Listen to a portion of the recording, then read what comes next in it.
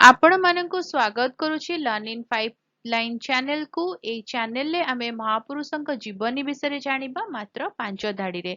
जदि अधिका जानिबा को इच्छा हबो मते कमेंट रे जणेबे।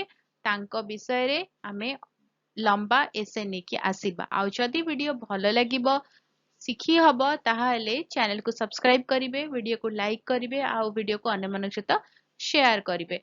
ताहाले जिबा आगो को जिबा आउ जानिबा आउ जने महापुरुषंक जीवनी विषय रे। सतीश चंद्र दासगुप्ता। सतीश चंद्र दासगुप्ता 14 जून 1880 मसीहारे जन्मग्रहण करथिले। से जणे जातीयतावादी व्यक्ति, वैज्ञानिक एवं उद्भावक थिले। से देशी कच्चामालरू स्ट्राइक्लाइन और कैफेन भली औषधीय द्रव्य विकसित करथिले। से मरुड़ी प्रभावित अंचल लैटेराइट माटीर जल धारण वृद्धि करिवार उपाय खोजिथिले।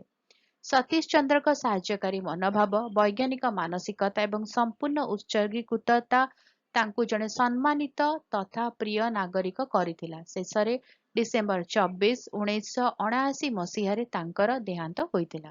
रहुछि देखा आगामी वीडियो रे। नमस्कार।